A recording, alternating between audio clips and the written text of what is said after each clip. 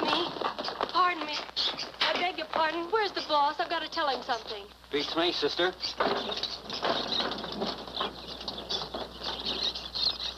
Oh, Mr. Murray, there's some people here to see you. Oh, hello, folks. Will you take a seat? I'll be right with you. Oh, George. Yes? Will you bring over those two temperamental actors? I want them to meet their public. We're making a picture with birds. Murder.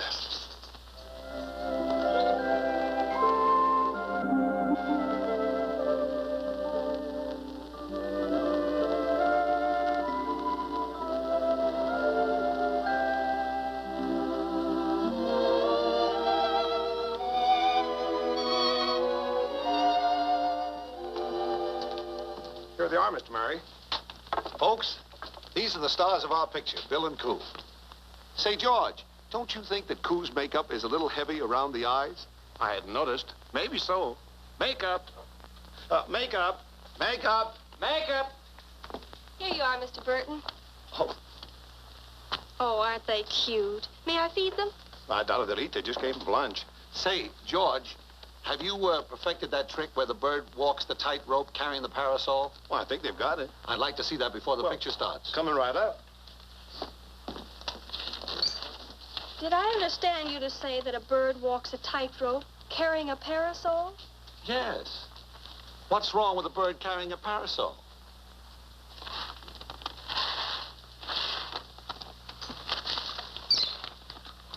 All right, Mr. Murray. The difficult part of this trick, in fact, almost any trick with a bird, is get them in position to do it. Because, believe it or not, even in their training, I never touch these little birds with my hands at any time. Now, this first little trick is much more difficult than most people will imagine. These little birds live in trees, crawl around always on solid objects, something they can grip with their feet and hang on with a little curved beak. Teddy always wanted to be a wire walker. I'll show you how good he isn't. He can't walk the top, but he does the next best thing. Crawls along the bottom and gets there just the same. That's very nice. Buddy is a wire walker, but he's a terrible ladder climber-upper, so I give him a head start. The parasol doesn't help any, but it looks a little better. Buddy, turn around and face the boss. That's okay with me.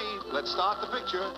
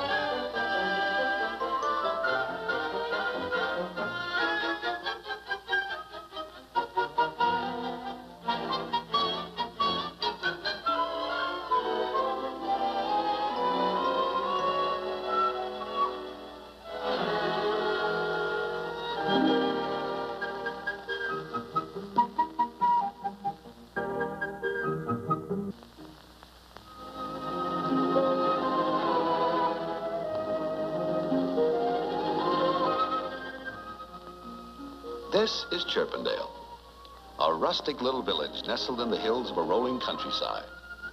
Oh, don't bother to look it up in your atlas. You won't find it there. It's just one of those little out-of-the-way places we city folks seldom bother to drop in on. And it's a shame, too. There are so many interesting things to see in this world if we'd only look for them. The inhabitants of Chirpendale are pretty much the same as those of other small communities. They have their busy streets, their stores and shops bustling with workaday business.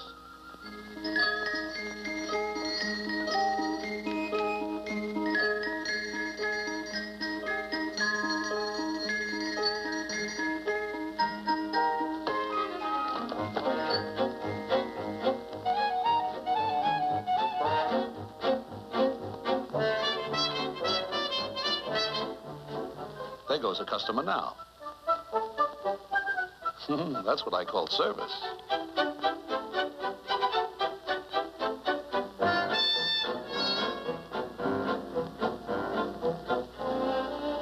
Let's take a look at that baby carriage. Guess we got here a little too soon. Naturally, a town of this size has to have a transportation system.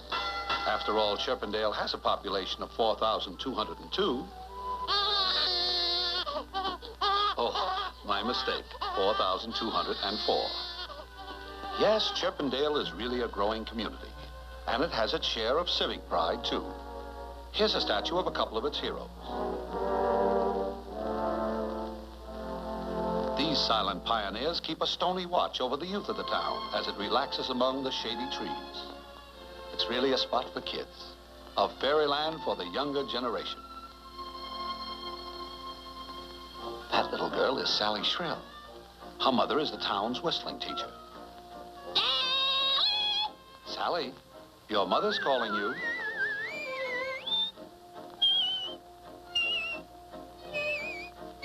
Of course, no modern community would be complete without lots of signboards to enhance its beauty.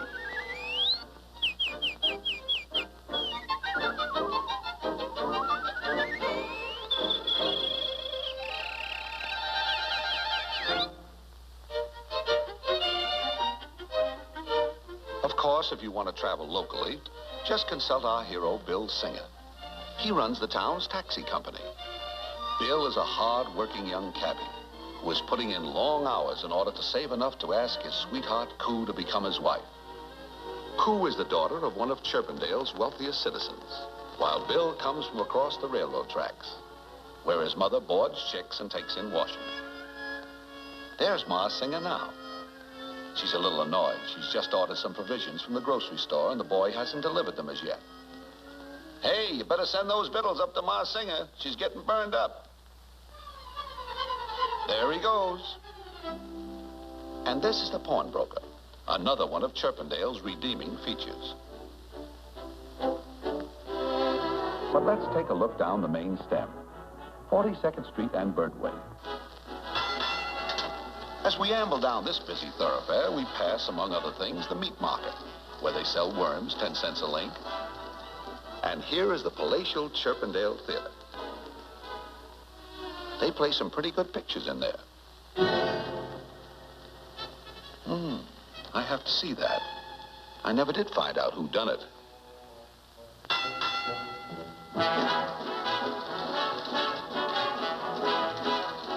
Down at the end of the street is Chirpendale's main hotel, the Wren Rest. Coo's father owns this establishment. As a matter of fact, there's Coo gazing out of her penthouse now. She's most likely hoping to catch a glimpse of Bill. But he's most likely busy with his taxi. Sure enough, there's Bill taking the pawnbroker back to his office.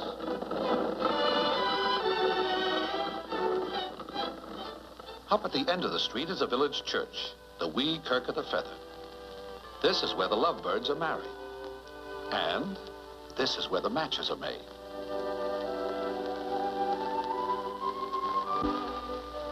For every love match she makes, she puts one in the fence. Beatrice is a pretty swell old gal.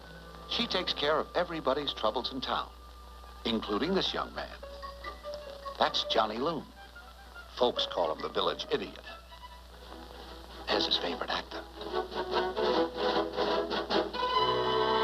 Johnny is peculiar, but Beatrice says there's nothing wrong with him except that he came out of a cracked egg. Toward the outskirts of town, we see the village school. Here is where the younger generation start their education as soon as they get their pin feathers. Their teacher is Professor Plato Spoonbill. He teaches that the world is shaped like an egg. Hey, there goes the recess bell. Let's go outside and see what the kids do for recreation. I'll bet the prof needs a little relaxation himself after being penned up with that bunch of fledglings all morning. You know, even though they have wings, they're not all little angels. I'm a bad bird, but I still say the world's not shaped like an egg. It's round, it's round. Well, right or wrong, Homer is really upset.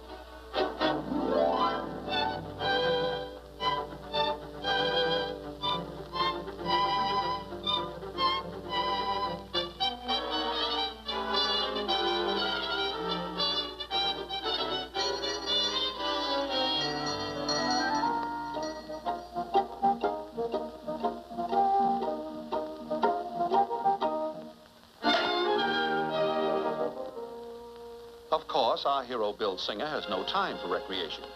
Here he is taking Mrs. Falcon down to the hotel. Her husband is the biggest lawyer in town. And there's Mr. Falcon now, en route to his office. Oh, he just remembered he's got to stop by the jail.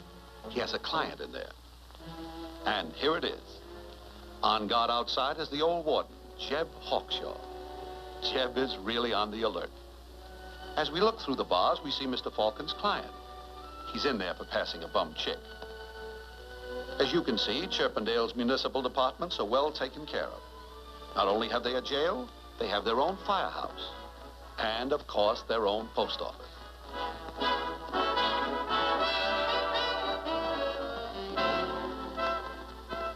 Even the park has all the modern conveniences. Here's the very latest thing in outboard motors. Sally, your mother's calling you. No, not you, Johnny.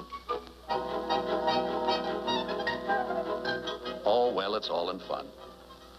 I guess that's why Chirpendale seems to be a lovely feathered utopia, where the fullness of life can be enjoyed happily and peacefully. A place where each individual can live contentedly beside his neighbor, shaping his own destiny with freedom from fear. But can he? No. The heavy footsteps of evil are ever lurking nearby, casting its dark, malignant shadow over the small metropolis. This sinister enemy, who has violated every law of decency, strikes terror into the gentle inhabitants of Chirpendale, and his name is only spoken in fearsome whispers. He is called the Black Menace.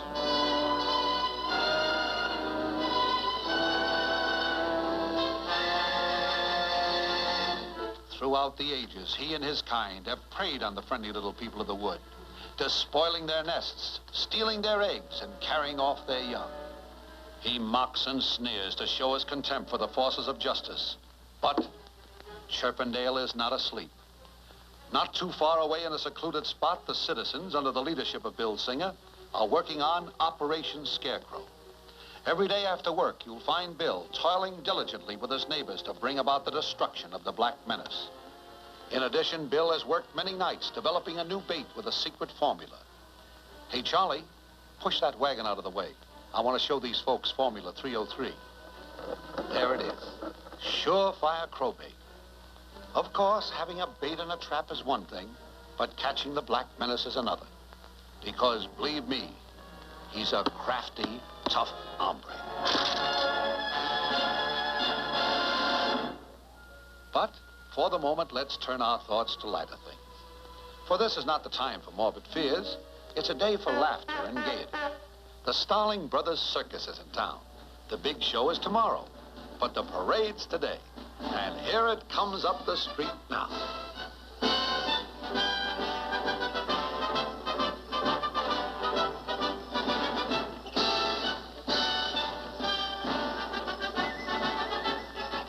Oh, what a wonderful parade. Look, baby possum.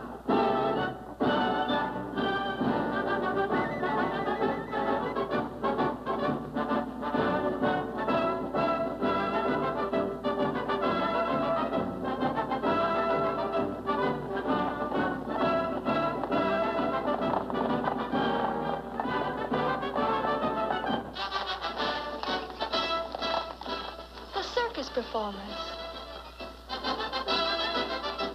Panthers and tigers. Everyone is down watching the parade. That is, everyone except Ma Singer.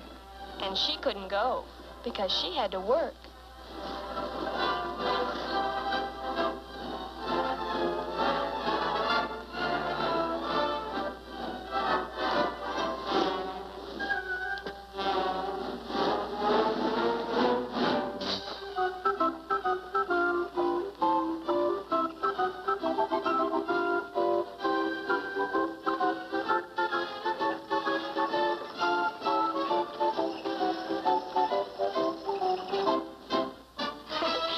Is early this year.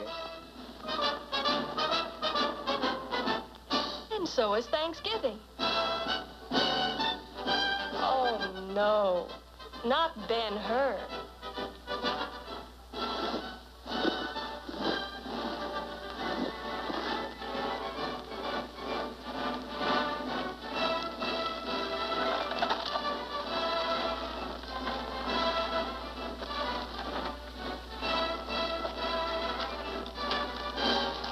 What's the matter, Buttons? Break 'em. That's the way the laundry does.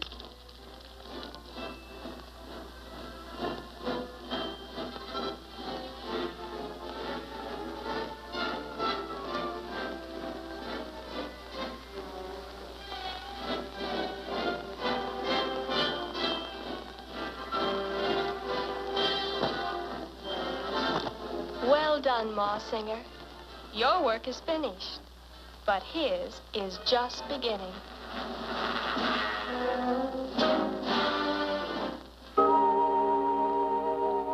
Well, the day is over, and night has fallen on Chirpendale, with the moon casting its soft, luminous glow over the drowsy little hamlet. Most of the little guys and gals have gone to bed to rest up for the big day at the circus tomorrow.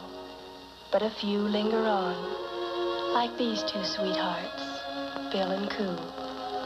These two kids really have it bad, and it's so natural, for in Chirpendale, love, happiness, and contentment blend together in harmony, like the soft chord of a great composer's masterpiece.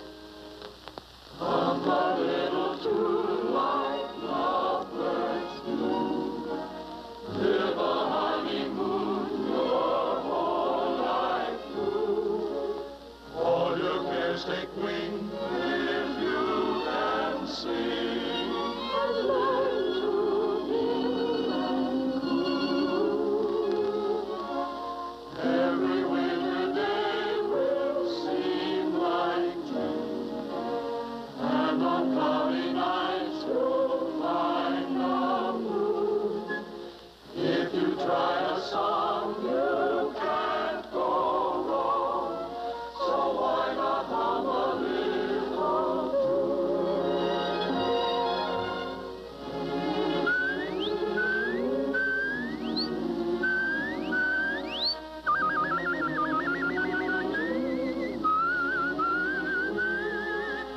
all your cares take wing if you can see. Good night, Bill. So why not hum a little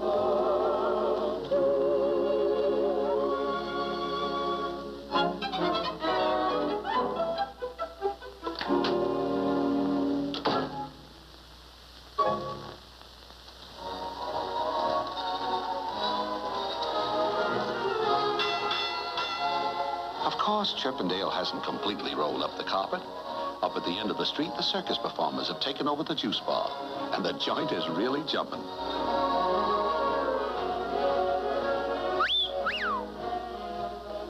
There's one in every town.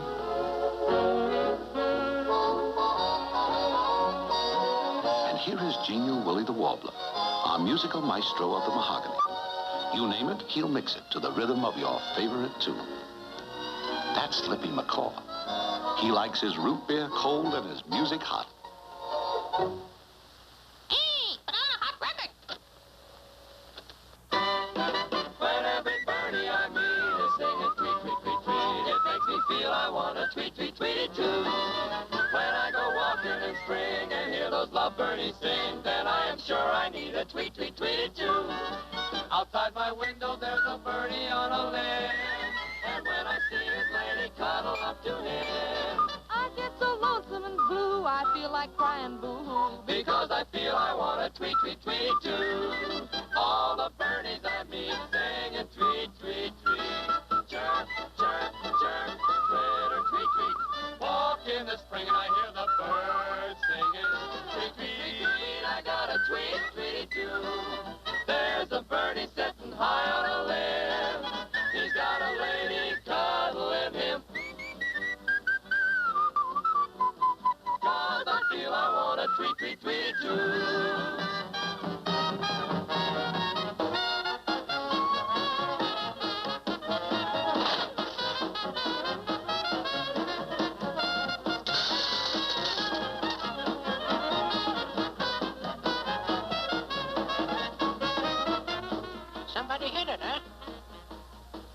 Yes, fortune seems to be smiling on Chirpendale tonight as the last of its weary citizens prepare to call it a day.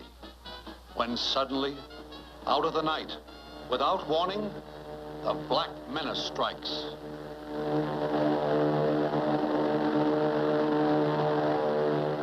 Cold terror grips the populace as it searches the sky with fearsome eyes. The civilian patrol is on the alert and rushes to his post to spread the alarm. The heavy drone of dark wings drowns out the lighter tunes of gaiety as the macabre shadow of the Black Menace dances over the main street of Chirpendale. One by one, the lights go out. In the darkness, the panic-stricken figures seek shelter from the awesome terror overhead. Theatergoers who but a few moments before were enjoying their favorite entertainment rush from the building hurriedly, but orderly, into their underground places of protection. As the last one leaves, the lights go out, each taking his turn as they go into the dugout, and thankful that they had made preparation for such a night as this. Huddled in the dark underground, wondering what will happen to them, and wondering if their loved ones are in danger. Will they be safe from this death in the sky? The warden makes a dash for the dugout to calm the fears of those under his protection. Well, this is it. The two night watchers keeping their lonely vigil give a final shriek of warning.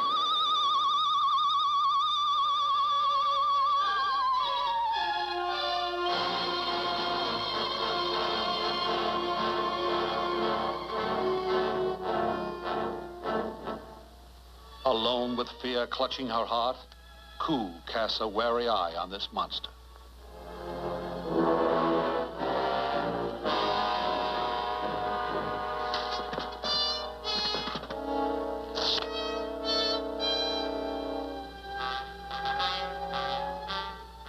As his eyes scan the words on the trapdoor, other eyes scan the Black Menace.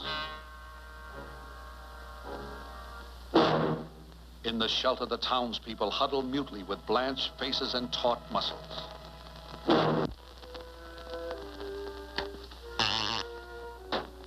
Stunned by this bold impertinence, he turns to wreak vengeance with acts of vandalism as the night watch follows his every move. Cautiously, he eyes the streetcar. What is this strange contraption? A booby trap? Deep under the ground, there is a deathly quiet.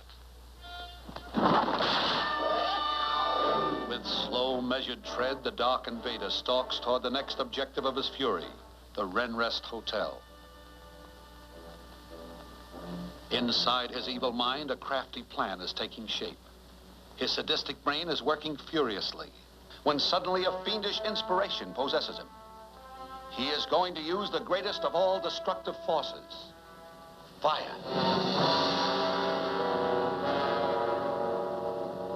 Seeking to put his plan into operation, his sharp eye fastens on the picket railing in front of Beatrice Fairfinch's house, the match fence. Ironically, what seemed to her an innocent, humorous display of her vocation now becomes an instrument of death and destruction.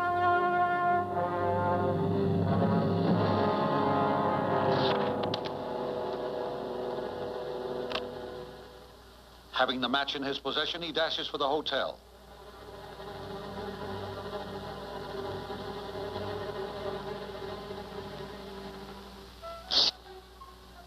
Holding his fiery torch, he goes to the rear of the hotel and drops it in a pile of rubbish. With his dastardly deed done, the Black Menace takes for cover.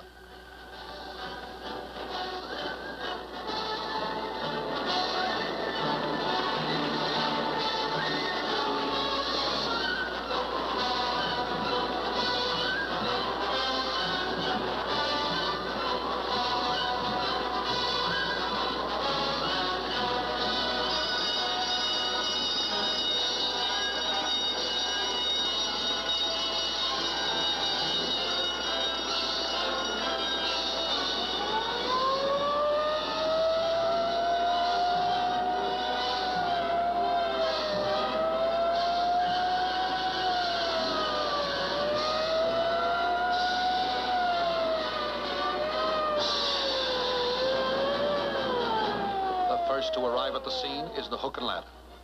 But this is a 3-alarm fire, and all volunteer firemen are called to duty. Awakened from his sleep, Bill Singer dresses quickly and rushes out into the night, makes his way to the firehouse, just as the fire chief slides down the pole and takes his place on the pumper. Bill, grasping the tongue of the engine, starts out.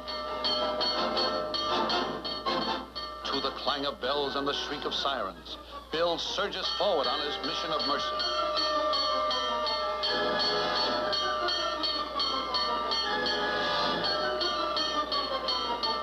The hotel is now a burning inferno, but our hero grabs the hose and rushes in. Somewhere within this blazing furnace, Bill Singer is chopping through doors and walls to smother the flames with his torrent of water. And he is successful. Bill is getting the fire under sufficient control to allow the guests to make a dash from the entrance. Ma Singer, worried, rushes to the scene.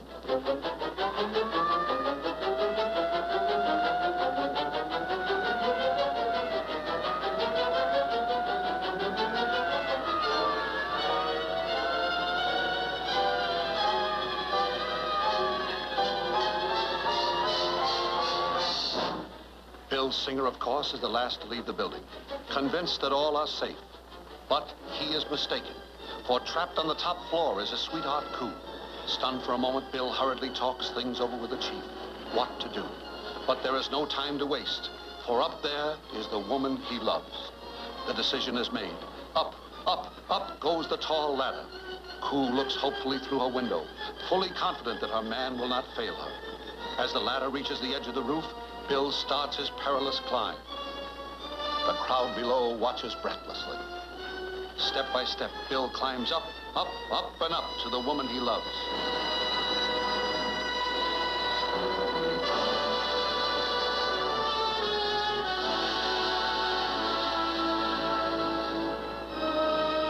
Below, the sound of crashing glass tells him that Bill Singer has broken through. Ma Singer is thrilled and happy at her brave son's daring rescue, but not so with a Black Menace. He glares with hatred at his nemesis with a checked tie. Our hero and his loved ones are congratulated that all have come through safely without loss of life. But there is no happiness in the heart of the Black Menace. All right, Mr. Checked Tie. Tonight you have foiled me. I will go. But I shall return.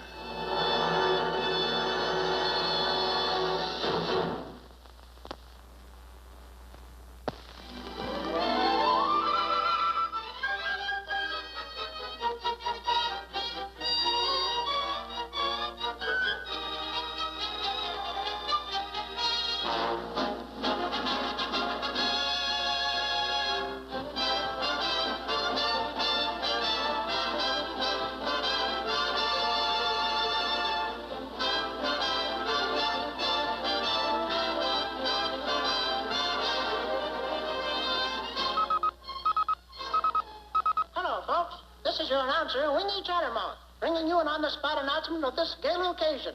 Here in the park, Bill has just helped his fiancée, Coo, into the balloon. And listen to that crowd cheer. I think the celebration is about to begin, so I will now turn the microphone over to His Honor, Mayor Dodwell Bentby. All right, folks, gather round. Gather round and join me in song. Ready? 1, 2. Off to the circus, no work, regular work as we toss our cares away. What if this crowd, if the sky's ever clouded on any circus day? We're proud of our sorrows and sing glad in the day. I've got the clouds on parade, and we'll eat cotton candy and everything dandy on circus day. Let us hurry, we're on our way. It's all so gay, let's shout hooray!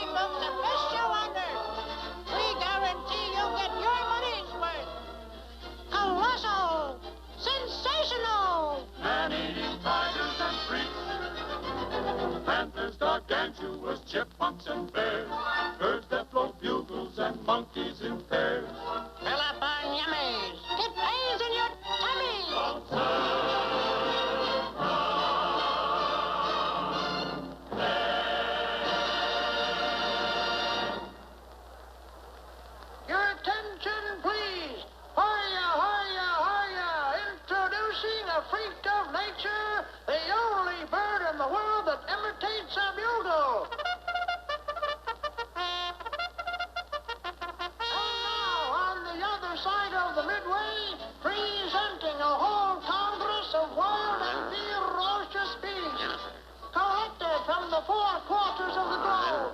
South American polyumers. Oh, gargantuan. Yeah, descended from people, you know. Of enormous expense by the famous Starling Brothers Circus. South African full-blooded jungle red lion. Royal Bengal. Now, don't look too canty. Everybody wants to get in the act. Chickadee, the bearded ladybird. Also the pussy bird. Half cat, half bird. From the waistline up a cat, and from the waistline down the body of a bird. She lives, she laughs, she talks, she breathes the same as you and I today. All right, folks, hoya, hoya, hoya. Attention, everyone. Our guest of honor, Bill and Co. are coming in at the end of the midway. Bill and Co. now coming in. Everybody down to meet Bill and Co. Look out, Bill.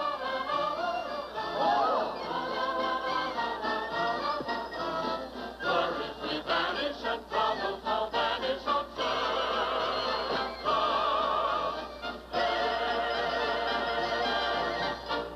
While the folks are welcoming Bill and Coo, let's take a look around. You know, these Starling brothers have a pretty complete circus. Taking no chances on the local lighting facilities, they have brought along their own power plant. That's the engineer, Charlie Chinchilla.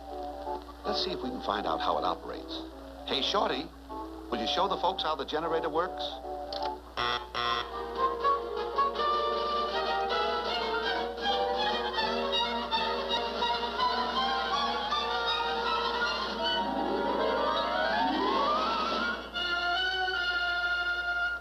Well, that was very good.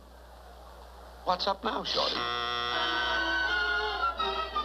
Oh, alternating current.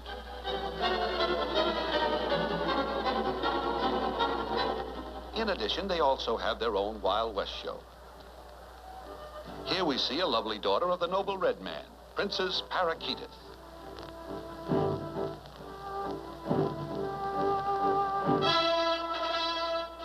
Say, it sounds like the big show is ready to start. We'd better be getting into the main tent.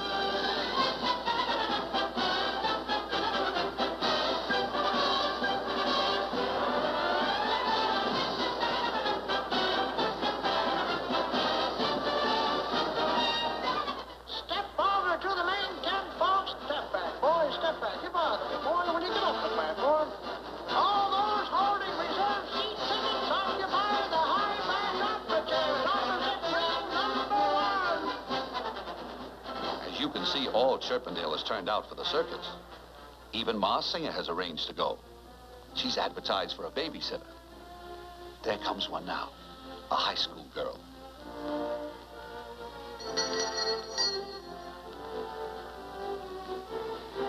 Well, come on, start sitting.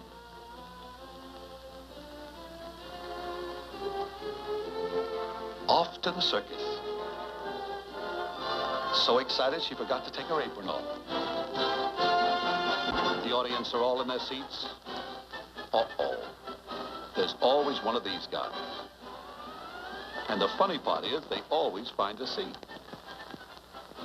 Well, just don't sit there. Move over. Take some and leave some. Bill and Coo enter their private box. Oh, not here, Bill. And the first act, Barrel House Egbert.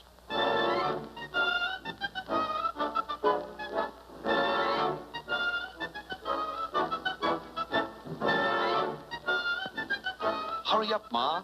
The show has already started. Put your money up there. All right, Bud. We're watching you. Put us in the till.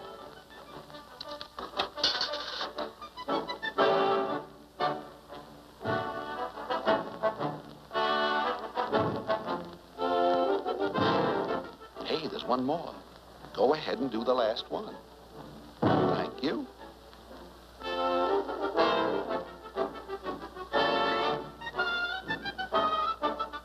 This is what they call rolling your own.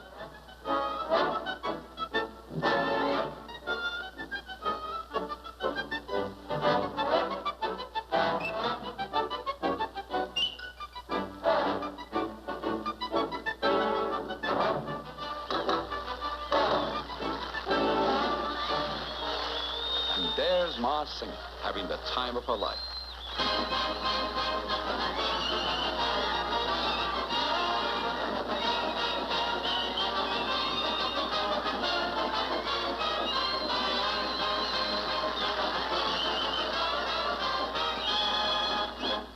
And now the three-ring circus has started. In the middle ring is the weightlifter. In the number 2 ring, the bareback rider. Fine place to take a bath. Oh, well, the manager told him to clean up his act.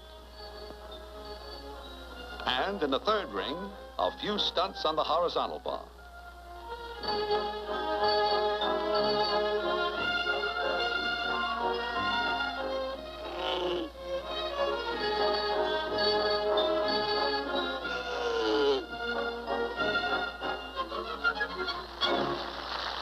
Next is bottoms-up Billingsley. Here's the only bird in the world that stands on his head. He started out to be a flagpole sitter, but switched. He's now a funnel upender.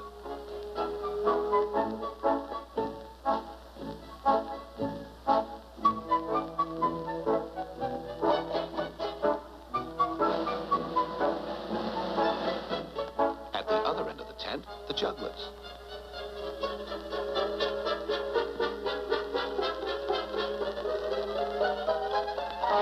Look, Ma, no hands.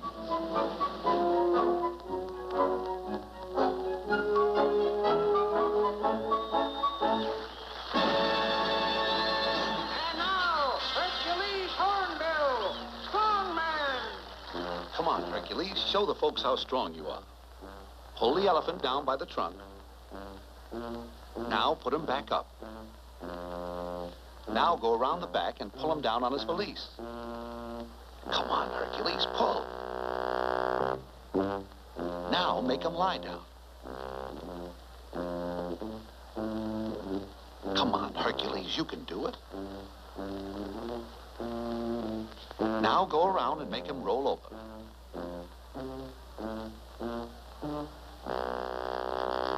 Oh, all the way over. Now set him back on his feet. He only weighs 20 times as much as you do. That's it. Now jump up and take a bow. And next, the Wild West Show. Cowboy.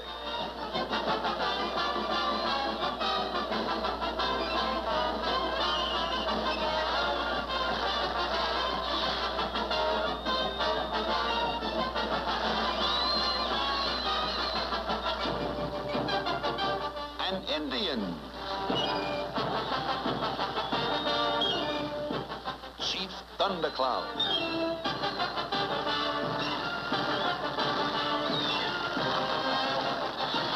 Coming out of chute 10, Dynamite, never been ridden.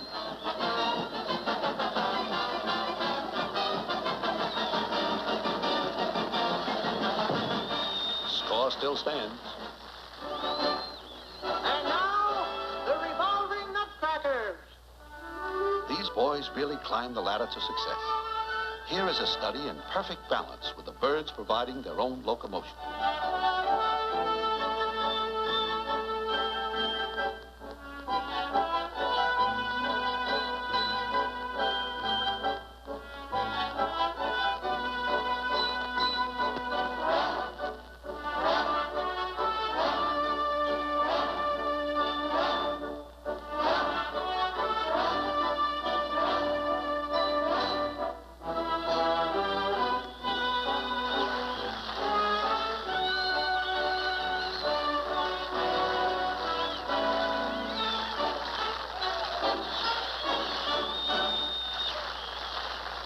And now the same two boys doing the same trick after somebody spiked their birdseed.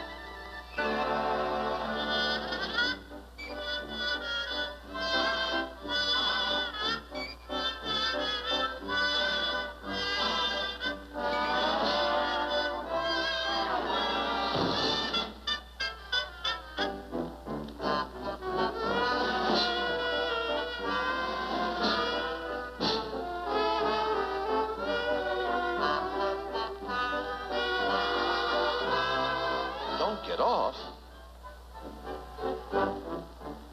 Look out!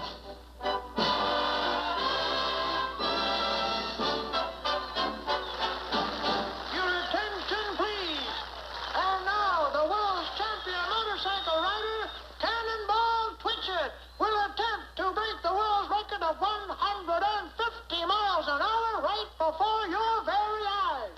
Here he is, Cannonball Twitchett. All right, Cannonball, let's go. There he goes.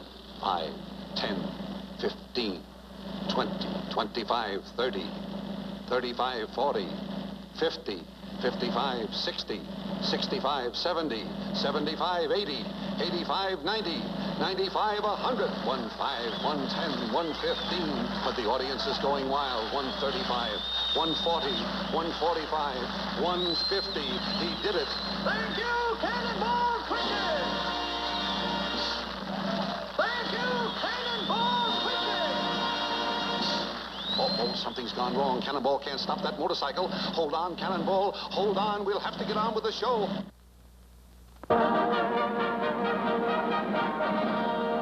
The somersault is one of the most difficult tricks for a bird to perform.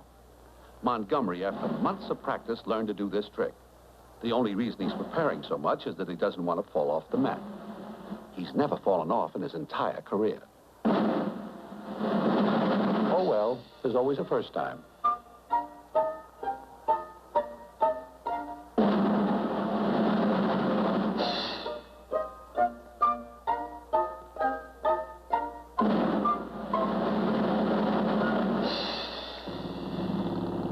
He's even got the cat doing it.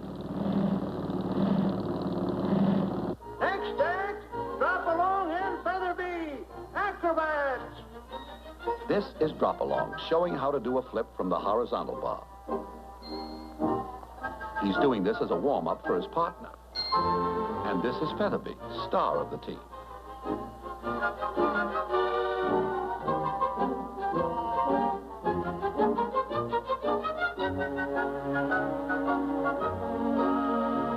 And here is Shorty, who handles the rigging. He believes that one good turn deserves another.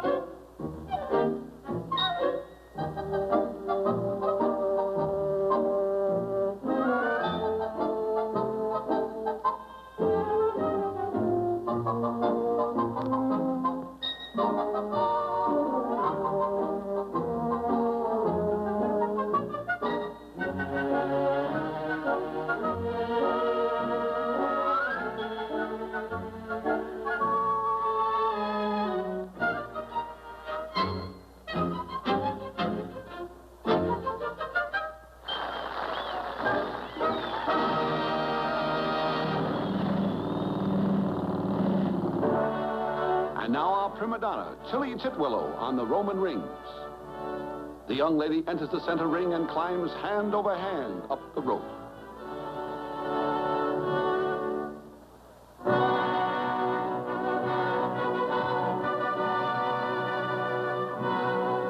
This guy has the softest job in the circus. He got it by pulling a few strings.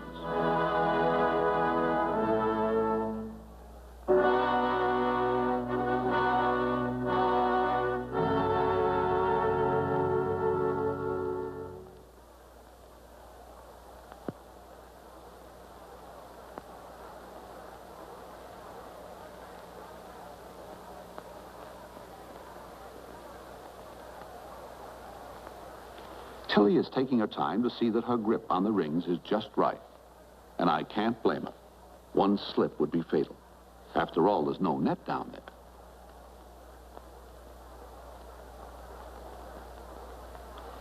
Uh-oh, she's still having trouble with that right ring. Here we go.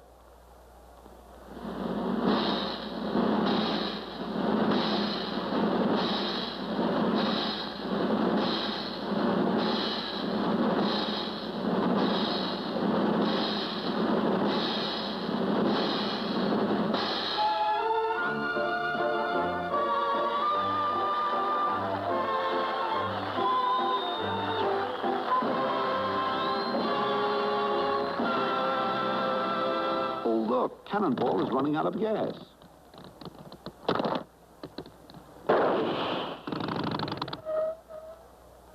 I'll bet Cannonball is plenty dizzy after that ride. He sure is.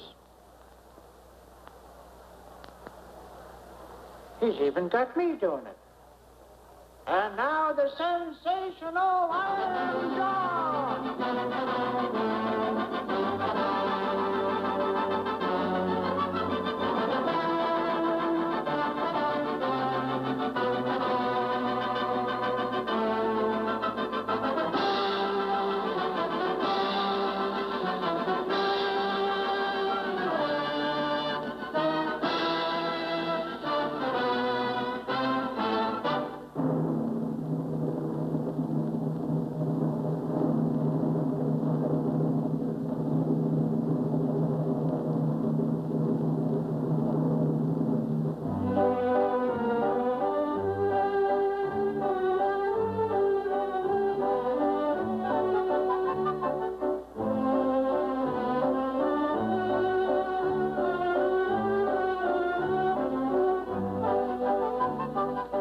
Shorty, you've got 2 lives in your hands now.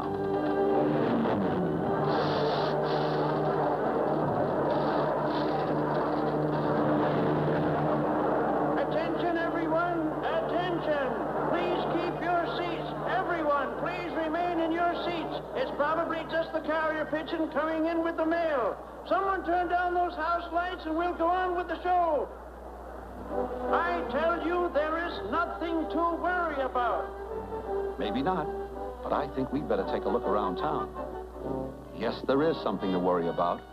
With the entire population of Chirpendale gathered under that big tent and in danger of being trapped, if only there was some way to warn them. But there's no one in town. I'm wrong. There's Johnny Loon. Now, if only his pixelated little mind can grasp the importance of this situation. And I think it has. Johnny, mounted on his faithful steed of knotty pine, gallops off to spread the alarm. But can he evade this monstrous enemy as he slowly treads the main street in search of his prey? Uh-oh. Taking no chances, Johnny races up the side street as the Black Menace turns and slowly retraces his steps to make sure he has overlooked nothing. Johnny, keeping close to the buildings, stealthily makes his way back and slips into the theater lobby just in the nick of time. As the big bully walks slowly by, Johnny shrinks back into the shadows. Don't move, Johnny. The slightest noise and you'll be a dead pigeon. Go ahead, Johnny. Go ahead. Make a dash for it. Who called this little fellow an idiot? Did he hear something? Don't let him catch you, Johnny. Spread the alarm.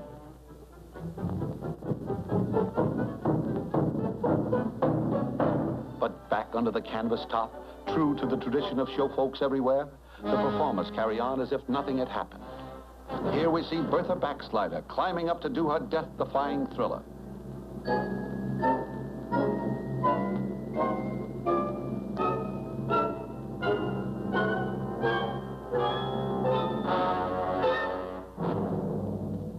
All eyes are glued tensely on this daring young lady as she reaches for the hook and starts the slide for life.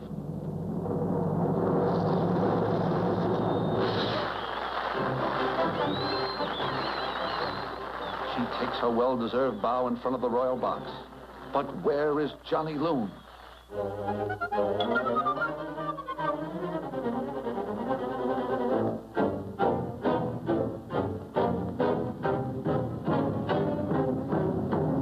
Still the performance goes on with Smokey Hazard, the Firebird.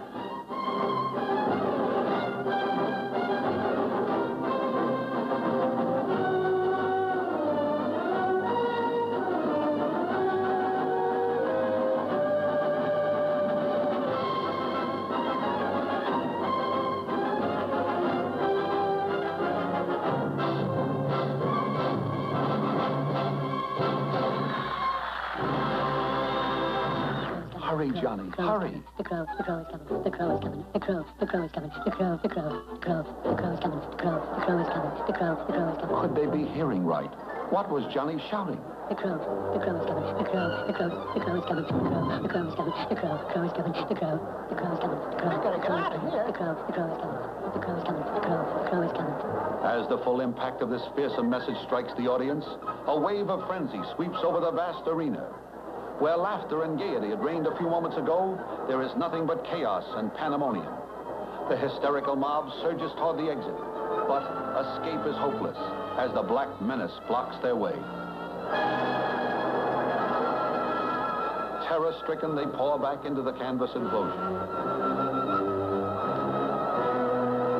Hey, wait for me! The animals have been aroused from their lethargy. Even the fox is all ears. While the dark felon takes time to enjoy his sinister victory, Bill's mind is working fast. He realizes that their only hope of averting disaster is to put Operation Scarecrow into action. But dare he try it alone? Faced with the most important decision of his entire life, Bill weighs the chances of his plan succeeding as confusion and hopelessness grip the villages. Bill's mind is made up. He kisses his sweetheart goodbye and goes into action. Impossible to leave by the main entrance, he slips out through a small opening in the side. Cautiously, he makes his way, using the cages as a screen. Watching his chance, he swiftly tiptoes by the Black Menace. Past his first danger, he knows he must work fast, while the arch-enemy of Chirpendale, still unaware of Bill's escape, puts fear into the hearts of his hapless captives. This boy is really scared. Coo tries bravely to keep up her courage as the imminence of danger lends wings to Bill's feet.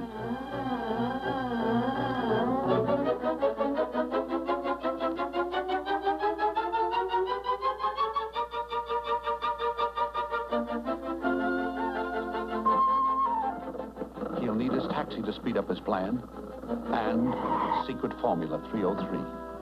Time is the most important element, and he must make the most of it.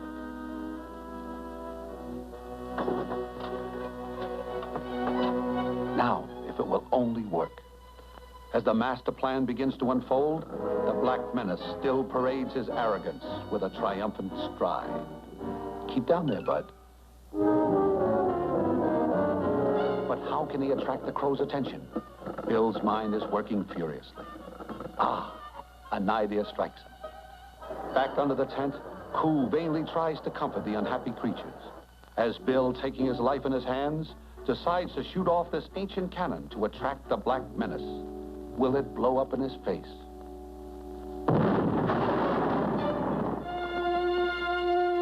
To make doubly sure, Bill reloads and fires it again.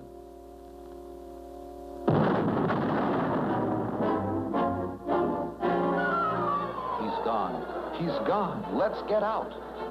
Inspired by the brave leadership of Bill Singer, the townspeople cast their fears aside and join in the chase. With the first step of his strategy accomplished, Bill starts back for his taxi as the Black Menace comes toward town. He's on his way toward Operation Scarecrow. What's he stopping for? Oh, he wants to be sure the crow sees him. Look out, Bill. Look out, he's coming.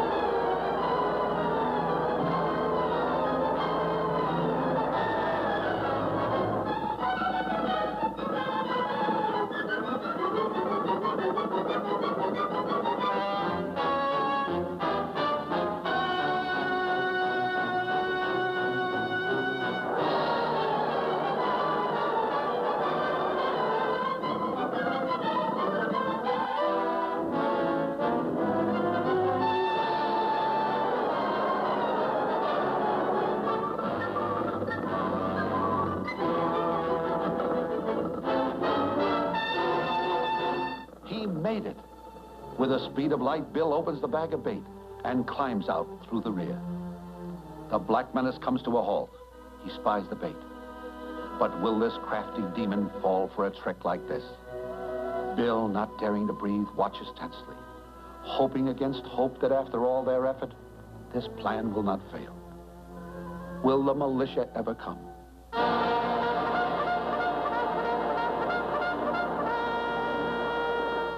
The Black Menace enters the doorway.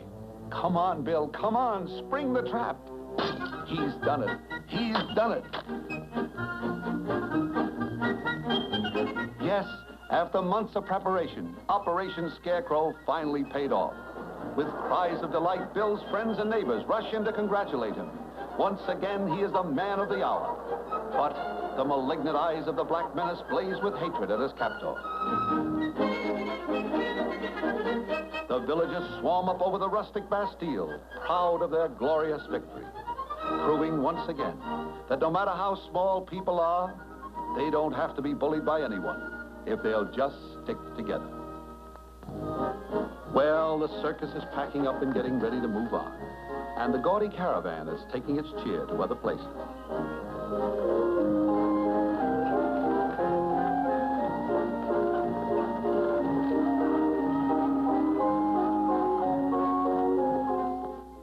Naturally, like all true lovebirds, Bill and Coo were married. Coo in all her bridal splendor, Bill with his white tie.